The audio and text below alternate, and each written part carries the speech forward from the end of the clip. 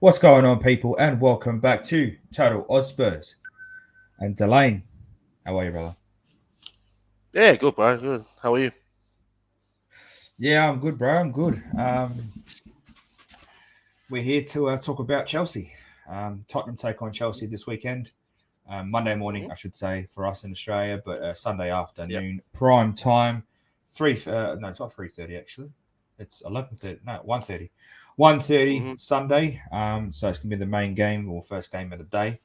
Um, First and foremost, how are you feeling on it?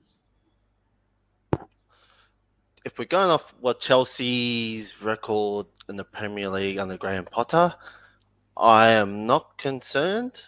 But if we're going off how they play against us most of the time, then it could be worried because they seem to turn up against us sometimes. But then again, if we go back to the last game we versed them when they were playing under Tuchel, I mean, can you really take anything from that game to what they can do in this game? So look, like I say, I'm confident, but then again, it's Chelsea. They could turn up. It's a London derby, so 50-50 with me. I'm 50-50 between that. Yeah.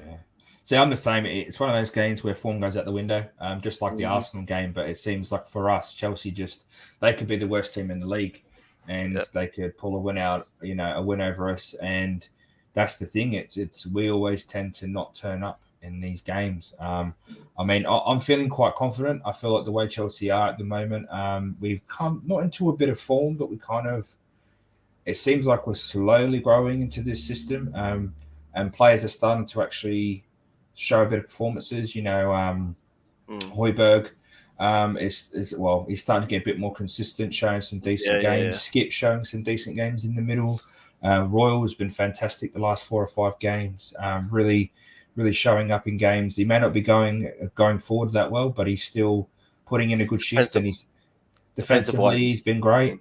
yeah, Son's slowly looking like he's getting back to his normal self. So yeah. I'm quietly confident. I'm not going to say we're going to go out and win. If it's going to be a win, I mean, sorry, we're not going to come to our ground and we're going to win. It's if we are going to win, it's going to be like a 1-0. I don't think we're going to batter them. I don't think we're going to run them all over the park. I think we need to defensively, we need to be solid. We need Romero to Mm. have a game like he did against West Ham. I know West Ham were poor going forward, but we need him to be tidy. We need him to be winning balls, winning tackles. Dyer can't make a mistake because Felix will get in behind the line, and he's done it multiple times already so far in the Prem. Um, Yep. the question is though, can we win it at home? Like honestly, it's we have to. For me, it's a must win. Every game for the next I don't know month or so is a must win if we want to stay in the top four. Yeah, definitely. Look, yeah, it's a must-win game. There's no buts about it. We have to win this game. Like, the three points are crucial. Man United are could. There's been guys out there saying, "Oh, Man United could win the league," but then look, it's anyone's game, anyone's season. So look, we just got to stick behind Man United and just stick with them. And try and claim that fourth spot, or else, Newcastle, Brighton, all those teams, Fulham, they're slipping down our throats, and we make one slip, man, they can overtake us, and we can't afford that. We need that Champions League spot. If Kane is going to stay, and if Conte is going to stay, that's the question too. Up Yeah, in the well, air. that's also the question is it's if we lose this game, teams like you said, Brighton, Brentford, Fulham, even Liverpool now slowly starting to hit a bit of form. Mm, Newcastle have kind of fallen off a little bit, but all it takes is one win for them, and they're above us again.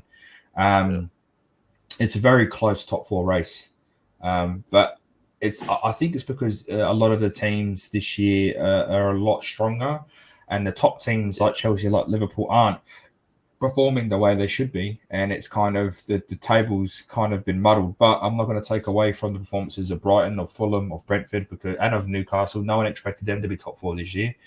because they've all been great this year and we haven't been. And that's, I think, our saving grace is we've been so poor, but we're still in that top 4 race. It's either the league's not that strong or the league's too strong and anyone can win on their day. And I think it's the latter. And that's the thing. Chelsea aren't playing well, but it doesn't take them long to switch on. And if they've got a team full of stars, the likes of Felix, Havertz,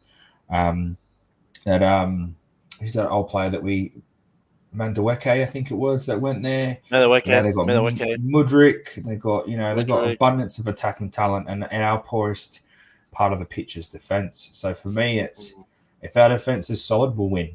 I think Kane and that will be able to bully their back three. They're very good defensively though, but I feel like I think Koulibaly is slowly dropping off a little bit. I know he's been making a lot of mistakes. Koulibaly really needs to turn up. If he starts, he really needs to turn it on. And whoever plays on that left, whether it's Son or Richarlison, they need to really turn it on. And the thing is, I wouldn't mind seeing, if you're not going to play Son, I wouldn't mind seeing Danjuma. However, I am going to say this, and I've seen this on a lot of platforms. I'm not writing off Richarlison because we're not playing him in his natural position. He's a striker. He's not a left wing. He plays in the middle. And everyone can say, oh, he should perform, he should score. Okay, I get it. He's not performing. He's playing shit. He's played 14 games in the Prem, no goals, only had about 3 starts. But for me, if you're not playing him in his natural position, then that's where he's suffering. However, I also understand that he should be a player that can perform on those wings because he has done in the past. So he's not getting a free pass, but I feel like we really need to start using him in the right positions if we want to see him do what he was doing at Everton. But I would like to see a bit more of Danjuma. I don't want to see Lucas Moura. He's on his way out. He's leaving the club. There's no point in playing him, giving him minutes. He's already he's going for free, so we're not even going to play him to get money for him. So I really want, and I'll be honest, I don't want to see Perisic on the left. I'd rather see Ben Davies again. Purely because of defence. We need that defensive left wing back to help out because I just can't trust our defence. Yeah, no, look, I agree with you. I can't trust our defence. Langlegs, he's shockingly at defence sometimes. He can have a real shocker. Dyer, he's on and off. I think the best defence is probably Romero. He's going to be our top defender. And you're right, yeah, Perisic, look, for his age, it's not right for me. It's not working, is it? Left wing back for him isn't working. Nah, he's more of a left winger. More of a left winger. Maybe Inter Milan will work for him because slower league. It's a slower league, not as physical. Where he's at the Prem and it's a bit more physical now, and he's going to get bullied. So for me, I think he's better to play up front at the left wing. And yeah, Ben Davies, I think he had an outstanding game in that left wing back role. I think put him there, leave him there. He did well. He was getting behind the line, and that's what he does. He gets behind. Even that left centre back role, he pushes forward. So I mean, I think he's got more wheels than Perisic. So I prefer Ben Davies over Perisic in that left wing back role. And midfield, are we sticking with the Højbjerg and Skip, or are we going to look at putting Sarr in there? We have had a full week off. We haven't had a midweek game, so all players who would you start in the middle? Well, obviously Bentancur was out and Basuma, so I've only got 3 midfielders. But who would you start out of Skip or Sarr?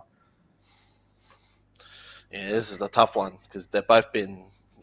Skip's had Skip and Sarr had both great Champions League game against AC Milan. They were both outstanding, and then Skip playing against West Ham, he did really well. Even Sarr. So look, it's really hard. It's really hard to pick.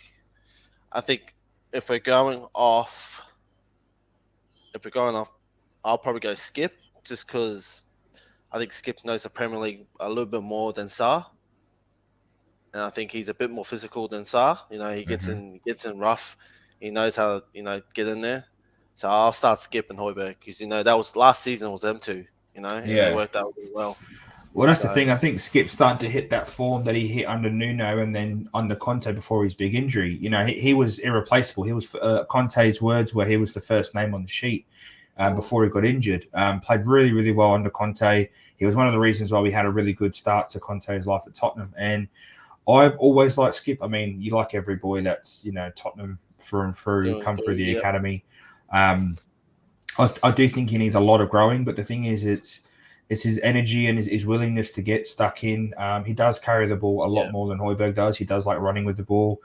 He has got a good pass in him. I just don't think in the system he's encouraged to put those crossfield passes or to play the ball in too deep. I think he's encouraged to push it out wide and let the wing backs do the role.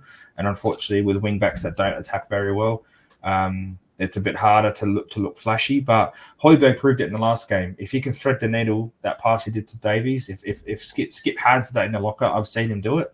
I'm happy to see Skip in there. And the thing is, Sarr brings a little bit different. Sarr's very good at winning the ball as they're running towards goal and then turning around and carrying it through the midfield and passing it out on their counter. So he's really good at that, but Skip's very good at just getting in people's faces, and he doesn't stop. He's got a great engine on him. And he just gets stuck in. So for me, I don't really care who starts, but I think Skip deserves a bit of a start. And the thing is, he needs to take this opportunity with Bentancur out. He has the rest of the season pretty much to prove if he's good enough to play in the midfield for a top six club, let alone for us. So I'm really hoping he goes well. It's him and Sarr. This is a big opportunity for both of them. You know, they got to step up now.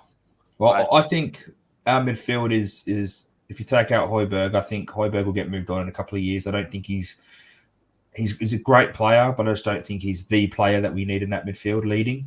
I think Bentancur can be, but I think, Basuma can. It just depends how we transition in the future with the coaches and stuff. We don't know what's going on with Conte at the moment. There's rumours of Poch. There's rumours of even Mancini coming, which I don't understand. But for me, we're talking about the here and now, next game.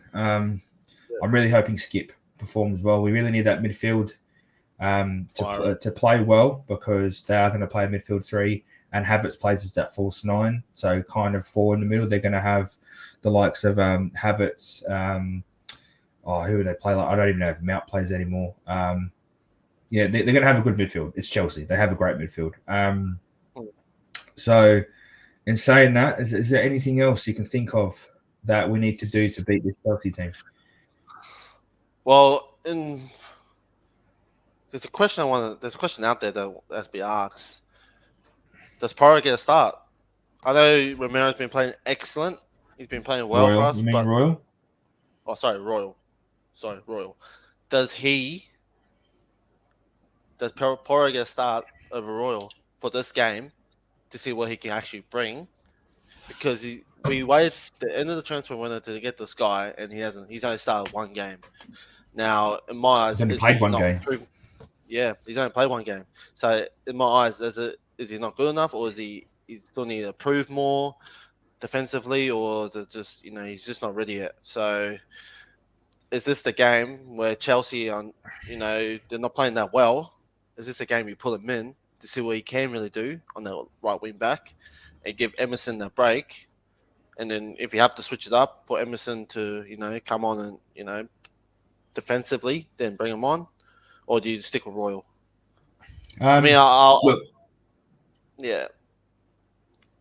That's a question that I think has got multiple layers to it. I start Royal. I don't believe in dropping a player that's playing well.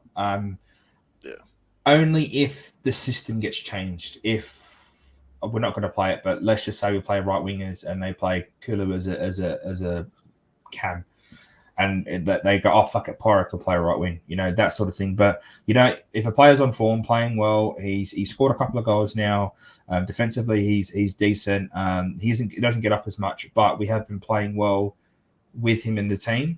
I don't see why we drop him. However, when do you bring Porro in? Like, there's got to be a time. And for me, I feel like Porro isn't up to scratch yet. And they're not going to put him in like they did against fucking who do you play? Leicester. They're not going to chuck him in again, especially against Chelsea, to fuck his confidence over again. I think what they're going to do is they're going to wait, make sure he's 100% in the system, he's improving in training, and then they're going to chuck. But the thing is, what I feel like they should do as well, they're like the West Ham game. There was no point in bringing on Mora. Why didn't you just bring on Porro? Yeah, I don't like that decision. Like, just bring on Porro, give him a bit of taste. We're 2-0 up. If they score a goal back, they score a goal back. West Ham didn't like they were going to score anyway. It was the perfect game to kind of bet him in a bit more, give him a bit more minutes. Give him the confidence to go, okay, like, we still want you. You're in the plans. Just, you just got to get used to it. But the question is, when does Porro, as our guy that we chased all winter, when does he start starting? And I just think it's two things. Royal showed a bit of form. So they're kind of going, well, we're not going to take him out if he's showing form. And two, I think he's just taking longer than they thought to adapt to the system and to the players and how they want him to play. I don't think he did much defending at Sporting. I don't think he needed to. Sporting one of the better teams in Portugal. So we shall see. But I think Royal's going to start. Before we head off, what's your team prediction? My team prediction. So obviously, we've only got Foster in goal. So obviously he'll be in goal. Right wing back, as you said it, and as I'll predict, it'll be Royal. And then you have your three centre backs going. Romero, Dyer, and this is a hard one because Langley, if he gets outrun or turned, then we're in trouble. So you can't put Sanchez there because he's not a natural left centre back. So, if in my eyes, look, we have to take that risk and just play Langley. And then obviously I want Davies on that left wing back because he proved he can play it. And then the midfield, it speaks for itself, Skip and Højbjerg. And then your front three, Kulu, Kane. I'll start Son. Yeah, I'm going to do a bit different. I think it's going to be Foster. It's going to be Royal, Romero, Dyer, and Davies. I think they're going to drop Davies to 7 back because Langley didn't have a great game, and they'll start Perisic. I think that's what they'll do. I don't want them to, but I think that's what they'll do. It'll be Skip and Højbjerg, and then it'll definitely be Kulu, Son, Kane, because Son scored. Richarlison didn't do much. They're going to go, well, here's your reward. You're back in the team, which I agree with. However, if Son plays shit this game, put him back on the bench. You can't have it where you're waiting 10, 20 games for him to get good again and then dropping him like we have before. Richarlison had one bad game and you're going to drop him because Son scored, vice versa. But they've also got to give Richarlison minutes, get him on early enough to try and affect a game, not get him on an 80th minute and expecting him to score the winner. That's what I mean. Like if Son's not having a good first half, or like his second half is getting really switch it bad, early. I don't want to wait around for the 60th minute, the 7th minute or 80th minute and get Richarlison or get Danjuma. Like, bring him on early. Even bring Danjuma and then switch it up with Kane and Richie. Like, I want to see Richie play his natural position. Like, I know he's not going to get over Kane. There's no way he's going to get over Kane. Kane's our provider. He does everything for us. But I think he would feel a bit more comfortable at home if he was in his natural position because that left wing is just not his, like he feels out of position. It's also because, like, as I said, and this happens to Son, that's why I think Son's had such a bad form this year. It's because Perisic does hug that wing so much, and then he cuts a lot of the left lane out. So then when Son's in that position, he has to try and go between the wing and Kane.